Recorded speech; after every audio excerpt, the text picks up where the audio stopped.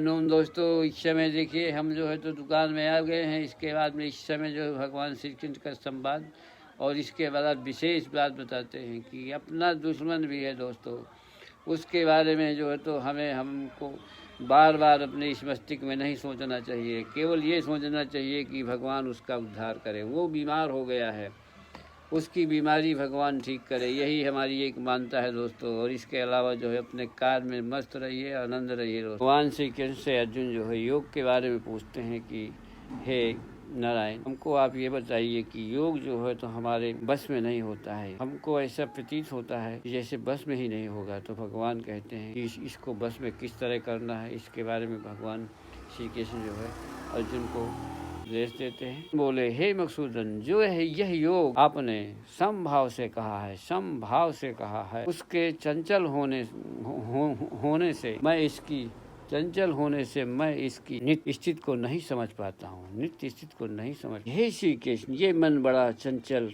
प्रथमन स्वभाव और बड़ा बलवान, इसलिए इसको वश में करना वायु के वेग को रोकने की भांति अत्यंत दुष्कर समझता हूँ। भगवान बोले, हे महाबाहो, निसंदेह मन चंचल और कठिनता से बस में होने वाला है, परंतु हे कुंती पुत्र अर्जुन, यह अभ्यास और वैराग के वश में होता है, उसमें किया हुआ नहीं है। ऐसे पुरुष द्वारा योग दुष्प्रयाय है और वश में किए हुए मन वाले प्रयत्नशील पुरुष द्वारा साधन से इसको प्राप्त होना सहज है। यह मेरा मत है।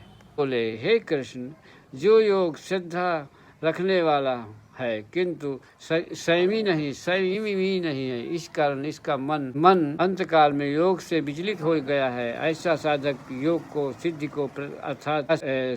को अर्थात कार को न प्राप्त होकर के किस गति को प्राप्त होता है। अबाहो, क्या यह है भगवत प्राप्ति के मार्ग में मोहित और आश्चर्य रहित पुरुष छिन्न भिन्न बादल की भांति दोनों ओर से भ्रष्ट होकर के नष्ट हो जाता है। अर्जुन से कहते हैं कि हे मेरे इस संशय को संपूर्ण रूप से छेदन करने के लिए आप ही योग हैं, क्योंकि आपके बिना आपके सिवा दूसरा इस संशय का छेदन करने वाला मिलना संभव नहीं। भगवान कहते हैं कि हे पार्थ, उस पुरुष का न तो इस लोक में नाश होता है और न परलोक में ही, क्योंकि हे प्यारे, आत्मोद्धार के लिए अर्थात भगवत प्राप्ति के लिए कर्म करने वाला कोई भी पुरुष दुर्गति को प्राप्त नहीं होता है। कोई भी पुरुष दुर्गति को प्राप्त नहीं होता। पुरुष पुण्यवानों के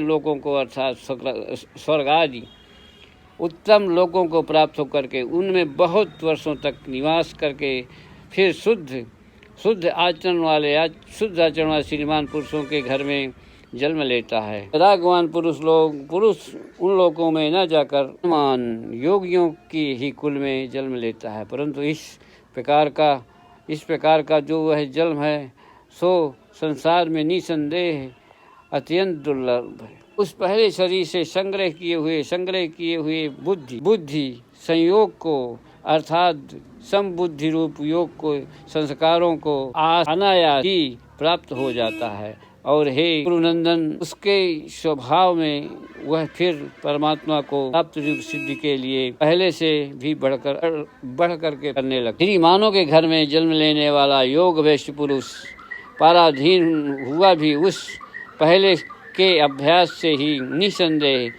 भगवान की ओर आकर्षित किया जाता है तथा समबुद्धि रूप योग का जिज्ञास भी वेद के कहे हुए सकाम कर्मों के फल को उल्लंघन कर जाता है। तो प्रयत्नपूर्वक अभ्यास करने वाला योगी जो पिछले अनेक जन्मों के संस्कारों से इसी जन्म में सिद्ध होकर के संपूर्ण पापों से रहित हो, फिर तत्काल ही परमात्मा की गति को प्राप्त हो जाता है। तपस्वियों से श्रेष्ठ है, साहस